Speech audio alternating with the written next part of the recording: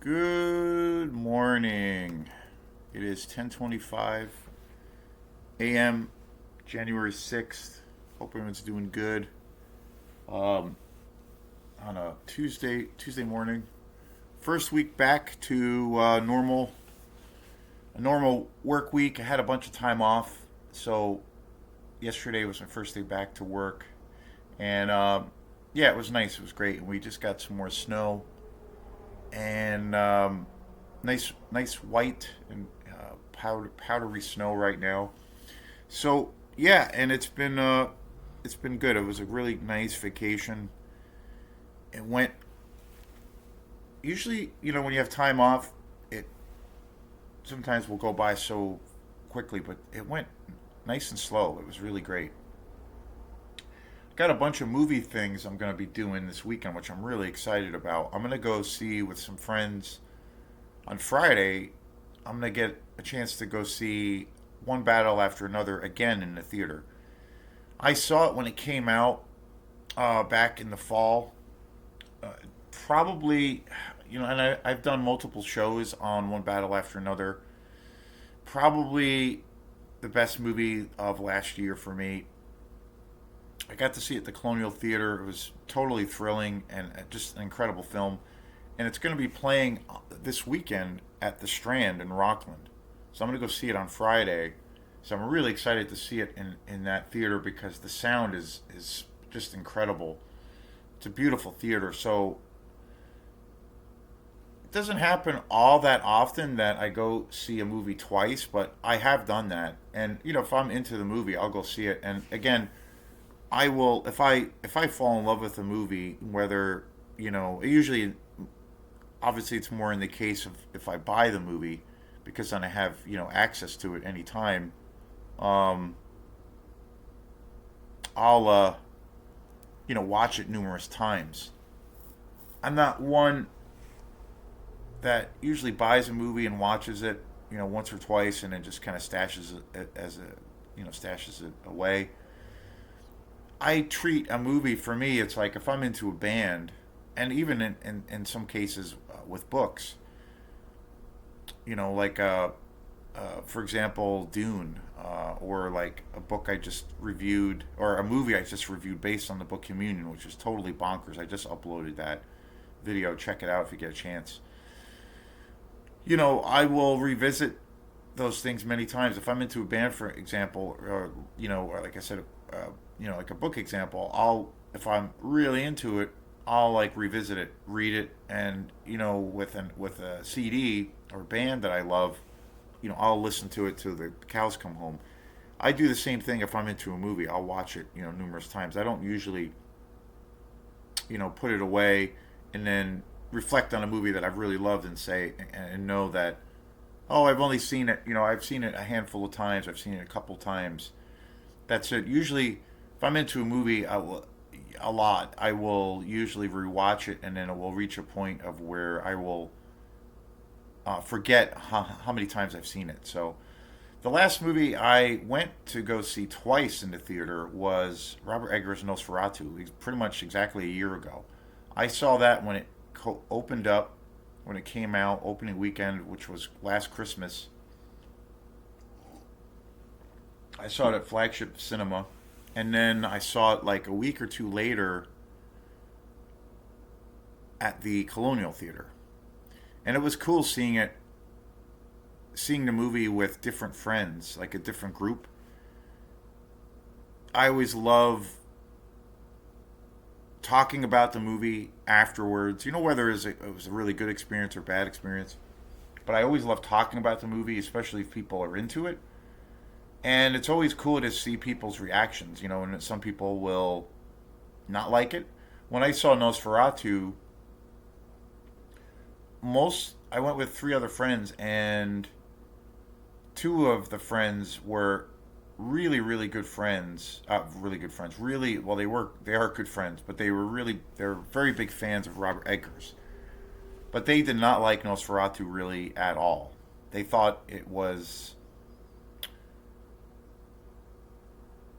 just kind of a stagnant movie, and that it didn't really do anything new. They criticized CGI element. So and I was enamored. I was blown away by that movie. And then another friend who was there also liked it more than they did, but she thought it was a little too slow and it dragged a little bit.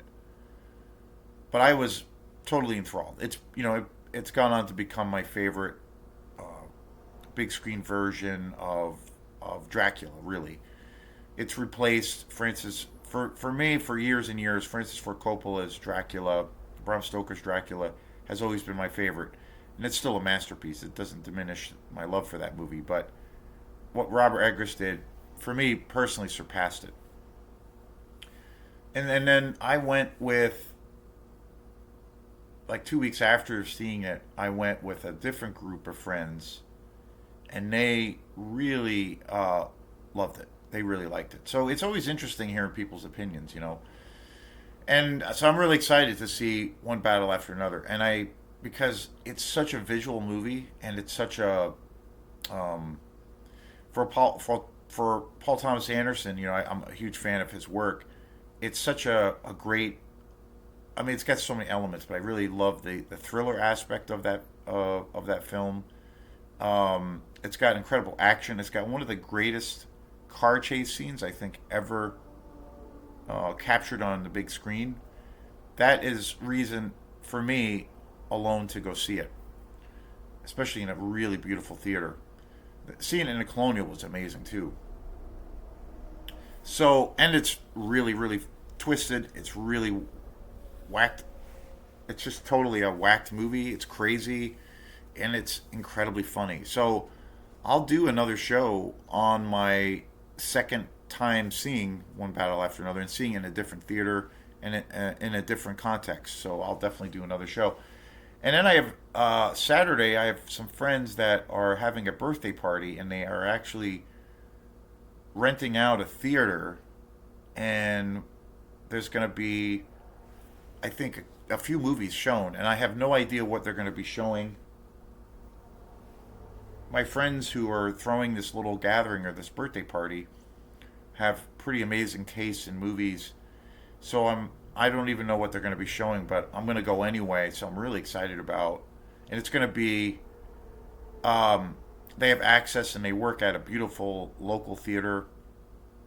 I'm not going to say the names or anything. I will, because it's kind of a private event, but super excited. I have no idea what they're going to be showing.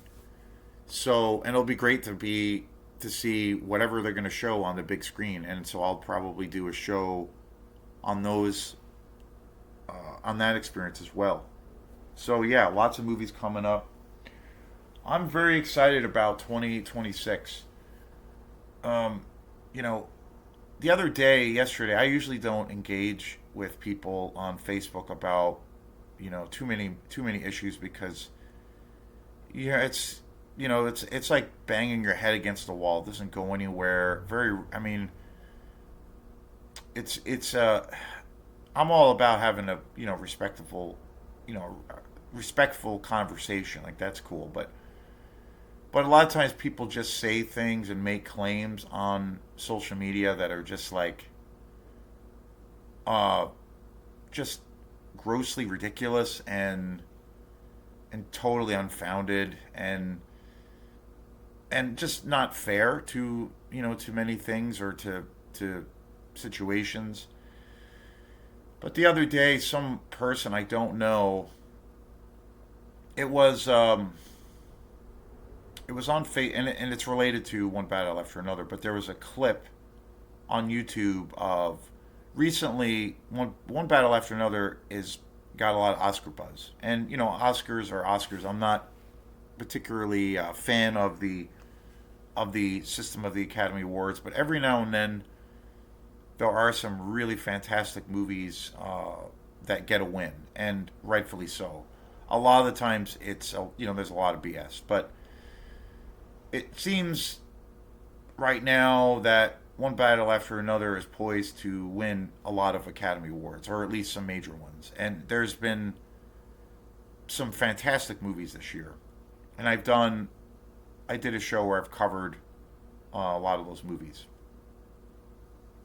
there are also some duds. Don't get me wrong. There always is. So anyway, I there was a clip on Facebook of basically just the other day, I believe, one battle after another. I can't remember which award ceremony it was, but a pretty prestigious one. And one battle after another had won a bunch of awards at this particular festival. Um, and and Leonardo DiCaprio, the star, one of the stars, who was just incredible in the film, was talking about the importance of the theatrical experience, and that this art form is very important, and it's meant to you know be really experienced in a dark room with a bunch of strangers with a really great sound system. More or less talking about that, and basically championing the idea to you know that can't go away. Like, that needs to be a thing. And so there was that, and then people comment on the video, and then some lady, a woman who I don't know, commented saying as to why, because there's been so many fantastic movies this year, and I think 2024, I should say 25, 24, and we were just getting into 26, but 24 and 25 were kind of fantastic years for films, and I think last year really was. And the roster for movies coming out this year looks really good, especially for horror films. There's a handful of horror films that I'm really really excited about definitely going to the theater to see them. And I've been going to the theater a lot more this last year now. So, but this woman was saying, with all that being said, theaters are still somewhat struggling, and there's been a lot of controversy and things because with what this whole Netflix takeover is going to mean for media, movies, the theatrical runs of movies, all of those things. And there's still a big kind of black hole when it comes to box office returns for a lot of movies. But it doesn't seem to be stopping too many filmmakers, even if they don't get, a big wide distribution or what have you. Like, there's still incredible movies coming out. But anyway, this woman was basically made this like list of why people don't go to the movies, and kind of made it into this thing of why that she justifies herself not ever going to the movies anymore. And she was basically talking about you know the expense, going to the actual theater, driving to a physical place, driving to the theater, getting your tickets, and then getting snacks, going to the concession stand, and spending the entire time there. And her first thing was, well, it's just too damn expensive, and it's kind of impossible. And which I do agree. Some theaters, I think, luckily where we are in more major cities, it's obviously way more expensive. But I think prices for theaters, to go to the theater now, to just go to get your movie ticket, I think right now it's still pretty reasonable. It's $8 to $10 usually for a movie. And I personally, like, for the actual ticket price as of now, and it would be more expensive if it was like, if I was living in New York City or a major city or what have you. Me personally, I don't have a problem with that. Like, I think that's affordable because, again, I go to see live music whenever I can, and typically there's for local things, $5 to $10 to, for the door to pay. I have no problem with that because I feel like those artists are worth that, and should probably be making more. So I don't have a problem with that. But I understand if I lived in Chicago or New York City or whatever, any big city, it'd probably, be closer to like maybe $20. And, concession stands, when you buy snacks and you buy all those things, popcorn, soda, candy, that can be kind of expensive. Um, but you can opt out of that, or you can buy those things, or you can sneak snacks in. I don't, that is not something I do all the time. If I go to the movies, occasionally I will get some snacks, but that's not really a priority for me.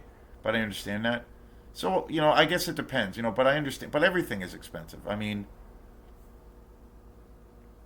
so it's not really, like just for instance, like the tariffs that are going into play that are now we're starting to see the effects of these tariffs.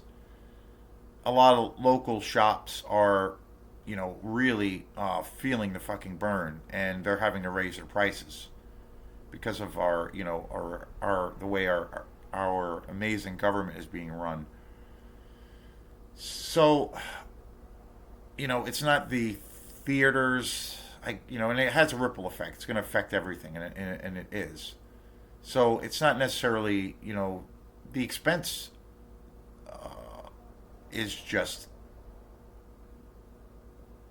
it's the market. It's not really the filmmaker's fault, or the film the people who own the chains of the theaters, or in this case mom and pop theaters like locally the Colonial Theater or the Strand, or even Maine Film Center, which is run by Colby College.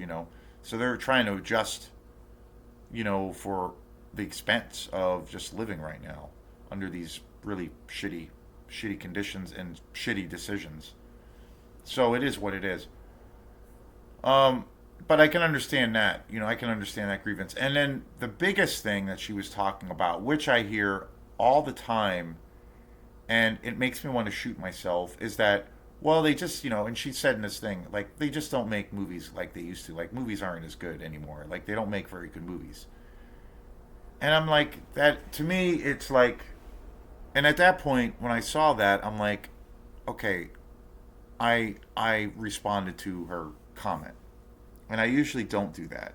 It's not usually something that I do. But when I hear somebody say something that is just so, well, just pure generalization, and I think is just really, really ignorant, you kind of have to address it, because when somebody says something that is just so outlandishly ridiculous and is, you know, where they just want to generalize everything, you have to engage with it. Well, at least I do. When it's so ridiculous,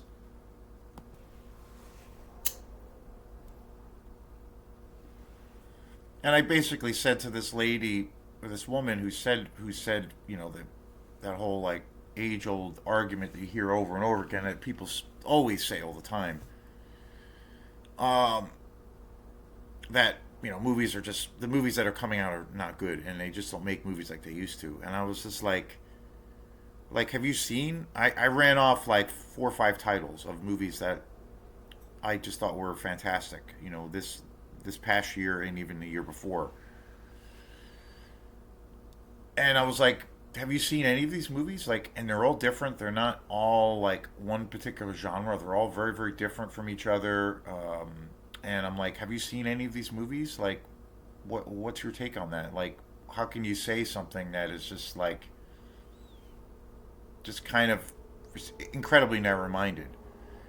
And the other thing that people always say, along with that claim, is Hollywood needs to stop making sequels. They need to like do away with just following up with like an established IP, like a franchise, or you know a remake or a reimagining of a film. They need to just do original work. And I'm like, okay, yeah, I fully agree and support that. And all of the movies that I've seen this year that made my kind of top picks this year, or I should say 2025 now and 2024, were pretty much all original based material, or for the most part. And I'm like, I don't get that. Like, so that person saying that is clearly hasn't seen anything um, that's been out in 2 years, and then they are just feel that they need to just sit home at their computer and just bitch and complain and just be, you know, a, a, a shit disturber for no reason when they haven't actually probably seen it. They haven't seen any of these movies, and it just irks me. But anyway, today's show, switching gears, today's show is going to be, which I really was looking forward to doing this show, and I was after covering this movie the other day, I was like, you know what, and it's, especially after I watched the movie, I was like, man, I gotta do a soundtrack review on The Substance. I just uploaded. It was like I think it was yesterday. I believe it was yesterday. This was like my second review for The Substance from 2024. Just an insane movie. I love this movie to death. It was my favorite movie of 2024. I did. There's like two.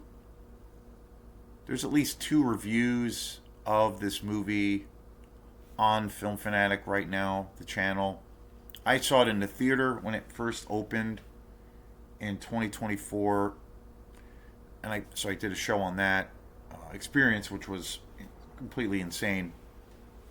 And then from Santa Claus, I got this Blu-ray edition of this movie, and I watched it the other night, and I just uploaded that experience.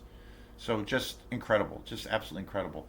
So I again was so enamored by the music and the editing and just the composition of this movie, along with the story, everything, and the incredible performances, by everyone involved with this film, especially Demi Moore.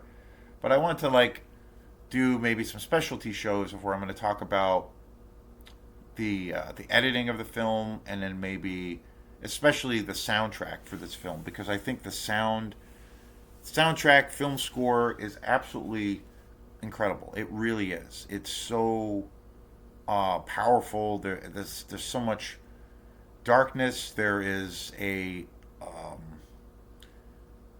real interesting. I've talked about it a lot. I really love music that has a juxtaposition where it can go to some dark and crazy places, but then it can also be very somber, melancholy, or even beautiful sounding, or even hopeful sounding. I love music when it has a real varied combination of different flavors, because I don't know, I feel like that's really reflective of, how our emotions as people, it's very, there's that, for me, when I hear a soundtrack or music in general, but in this case, film score, because you're getting the visuals too, I naturally gravitate towards music that has that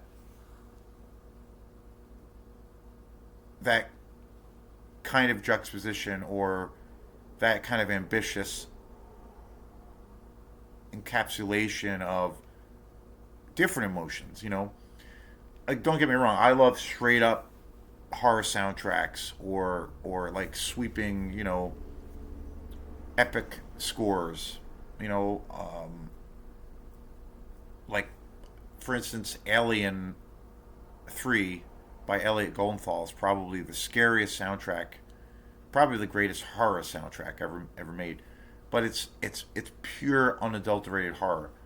And I also love, on the other total spectrum of things, I also love the soundtrack for Dances with Wolves by James, I think it's James Horner, I think. And that's a beautiful, sweeping, kind of epic kind of feel, the whole thing. But I love when soundtracks kind of can bounce to some degree somewhere in the middle and do all those things. That's why, for me, my favorite composer has always been Angelo Badalamenti, who composed all of the music for David Lynch. My favorite film and television composer of all time, and he passed away a few years back. Just an incredible. And the thing with his music is the that juxtaposition. At times very nightmarish, at times very beautiful, very serene, melancholy, almost beautiful and hopeful, fantastical. And I feel with the substance, I mean, this the substance anyway has such a massive influence from David Lynch, so it's kind of a no brainer on how it's all connected. And I feel like the soundtrack for this film is just that. It's so epic, and there's so much emotion. I love the dynamic range and the music. Again, for film scores and for films in general, I mean, music is such an integral part of that experience. And sometimes it's that ingredient that can really, solidify that experience as being incredible. It's just enough to kind of really put you in a certain frame of mind, if you will.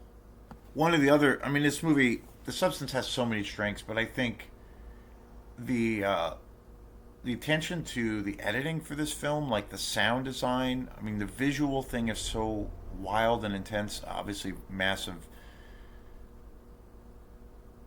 David Lynch, big time David Lynch influence. But the sound design itself, like at home, I have pretty nice sound system, and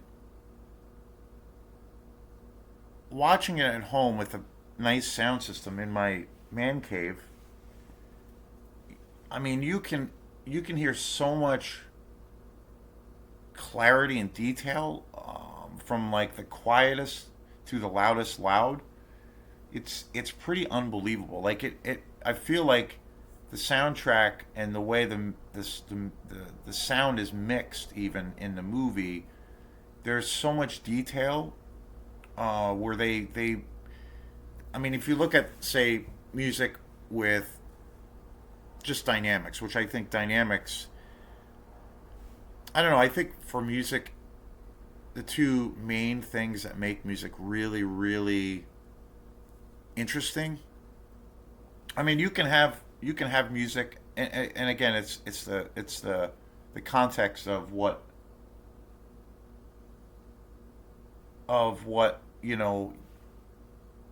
that composer's trying to do. Like, you can have music where it's very complex, or music where it's very minimalist. But ideally, I think that composer or composers are trying to achieve a certain emotion, and trying to, that sense of connection. And melody really, really is key. But I think you know the ingredients that really make a song great, or a composition where it just can convey an emotion. I mean, actually doing it is, and just doing something good, or that like carries water, is very, very, very, very hard. But I always think of like three ingredients that are things to think about. Even from a writing perspective, like if I'm trying to write a song, and then if I hear something, I will think, wow, okay, what are those things that are really connecting? Like, why is that happening with me? So I kind of think of it in three things. Like, I think first and foremost, melody is key. I think if you have a nice melody, and it doesn't have to be, it can, again, it's the context of the music, but it can be, maybe it's something very complex, or it's something very, very simple. But if the melody, whatever that melody is, if the melody is rich and is strong and is saying something, for a starting point, you can kind of, you know, maybe take it anywhere. And that idea, that melodic idea, will um, most definitely be, blossom into a song.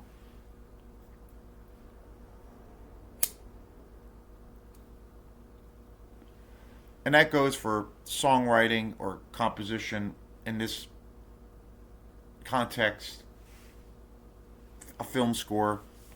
So I think like melodies really is key. Like I feel like trying to getting that to that place, like that's the main thing.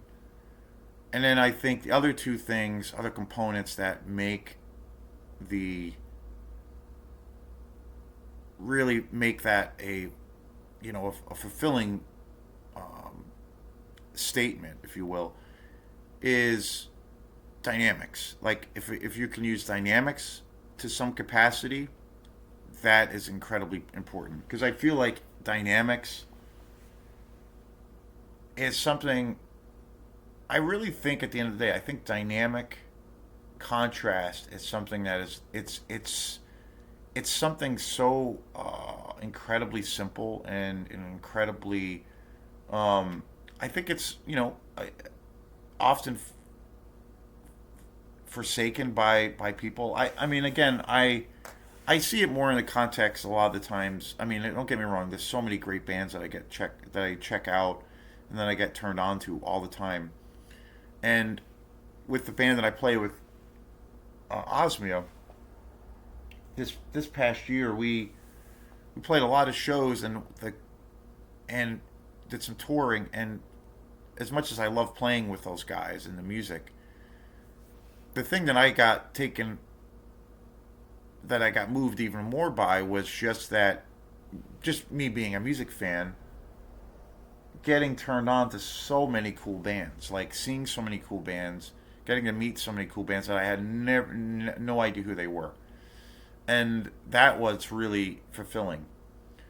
And but that being said, I do think, and I see it more in rock context, but it can be for all genres. But I do feel like a lot of musicians, a lot of bands generally don't um, utilize dynamics because you can say so much with dynamics. It's like if you're having, to me, it's like kind of the ultimate conversational piece. If you're having a conversation with somebody, you don't want them to be, the whole like Ferris Bueller syndrome where somebody's going to be talking to you to where you're cross-eyed and their speech is going to be coming at you at a certain, level, and there's no ebb and flow, and it's just going to be uh, overload, and you're not going to want to engage with that person. But if there's an ebb and flow and a musicality and a back and forth, then that's very, much more engaging and natural and organic experience. So I feel like that's what music, you know, that's a really key component. And I also feel, so I feel like, I mean, this isn't scripture or anything. I'm not speaking the gospel because what the hell do I know? I don't know anything. But generally, I feel like melody is first and foremost, and I think dynamics are incredibly important. And then I think space, just when and where to play something. I think it was Miles Davis who had said it was like, it's one of the most important things is like the space in between the notes. And that's really cool. Like that comes to the place of arrangement or, you know, giving some levity to that song or a composition. And it's where you place it. It's when you decide not to say anything and when you do decide to say something because that can really engage the listener. So those things are really important, and I feel like the soundtrack for the Substance is like kind of the epitome of that. Um, it was composed by an electronic artist, Raffertie, who I never had heard of before. Didn't know much, didn't know anything about um, him as an artist. Um, yeah, just a totally new discovery, but amazing, amazing. Um, Rafferty, he is an electronic artist. His real name, his stage name, or his electronic musician artist name is Rafferty, but his real name is Benjamin Stefanski, and he's known for like his experimental electronic music and emotive scores.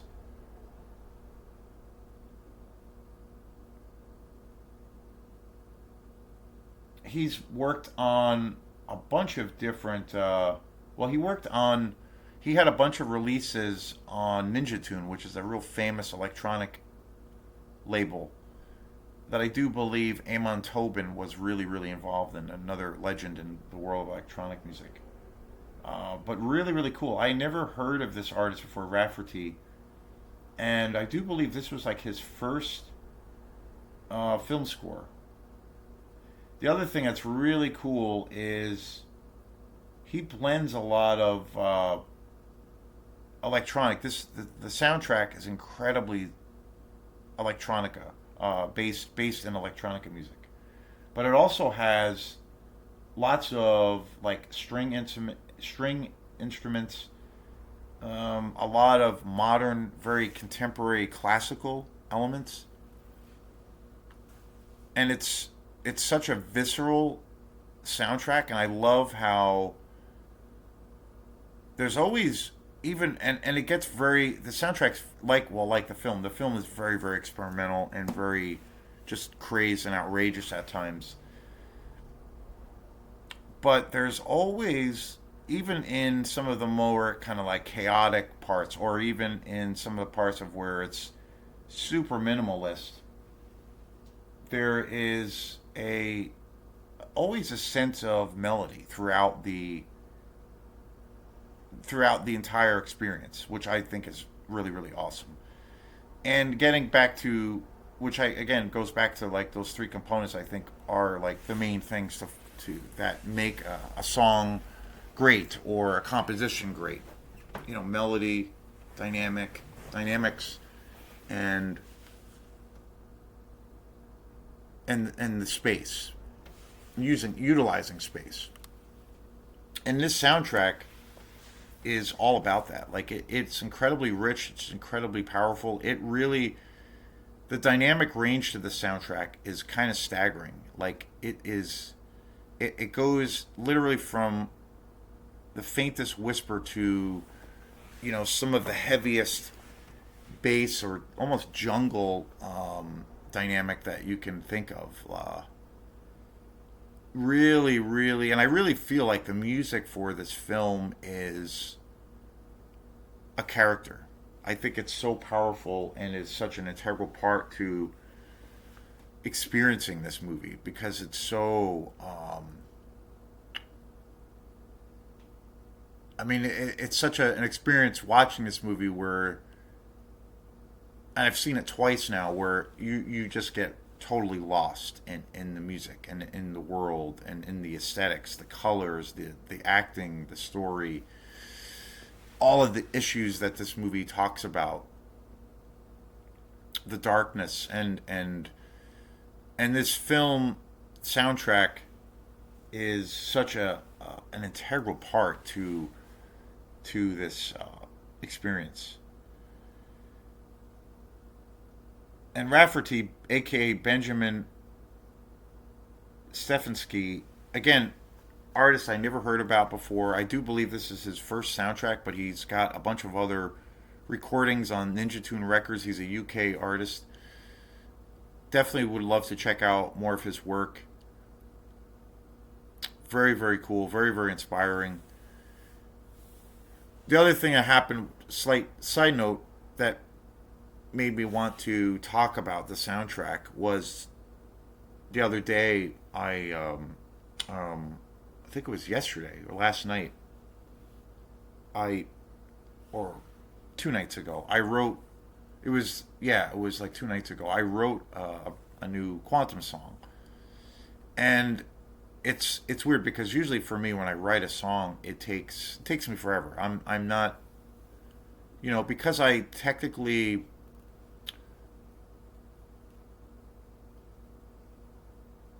I don't have a good skill set when it comes to um, music theory. So a lot of the times I'm going by ear. So it takes me a very very long time to come up with ideas or and to try to like figure things out melodically how things can go or how they don't go. And so when it ends up happening with that process, and this is usually, because I only, write music for this band for Quantum, because of that, it takes me an incredibly long time usually for a new tune that I'm working on, and it goes through these long periods of where I'm like kind of dicking around, and figuring things out, and then it will eventually solidify. And sometimes it will take weeks or months, sometimes longer, for me to figure out a tune. Occasionally, I'll have tunes or ideas that will come to me that are relatively ready, and I can have them maybe knocked out in maybe a month or maybe a couple of weeks. That's pretty rare though, but occasionally that does happen. And usually what I do now, which I didn't do years ago, is any idea that I get, I usually record anything that kind of slightly, sticks out. I'll record it, and that usually makes a big difference. Whereas before I didn't do that enough. But the other night, after watching The Substance, I wrote a song just totally inspired by this soundtrack. And I wrote it within a couple hours. Like I did, came up with the whole tune, the whole structure, came up with the lyrics. And I was just like, what? Where the hell did that come from? So I'm very, very thankful for The Substance for helping me write a new tune in such a short period of time, just within a couple hours, because that never happens. But an incredible soundtrack, an absolutely incredible soundtrack by Raffertie, aka Benjamin Stefanski. Yeah, I would totally. And the other thing that's really great about the soundtrack, I've been listening to it. Sometimes when you listen to film scores, it's happened for me where you listen to a film score, you watch the movie and it's you're totally into it, and it's like just firing on all cylinders, and you like the music, but then sometimes that's happened a few times where I'll get the soundtrack for that movie and I'll just listen to the music, and sometimes the music isn't quite as engaging. It's not really it's maybe kind of boring because you're not getting the visuals and you're not getting the film experience. And sometimes it doesn't really hold up, but maybe in just the context of the film itself, it works. But then you do have soundtracks where they are like an album experience. You can just listen to it and it can be powerful. One experience of where I felt like it didn't really work. There's a really great, one of the best Clint Eastwood movies that he ever directed, I think, called Mystic River. It came out quite a few years ago with Sean Penn. This crime thriller film. Such an awesome fucking movie. And I love that movie to death. And it's one of the best films that he ever directed, has ever directed, Clint Eastwood.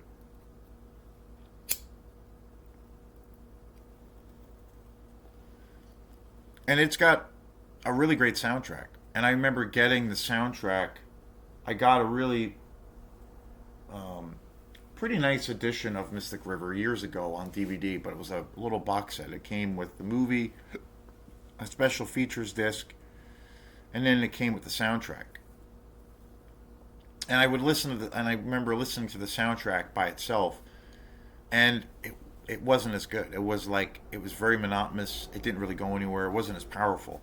But in the context of the film, it was awesome.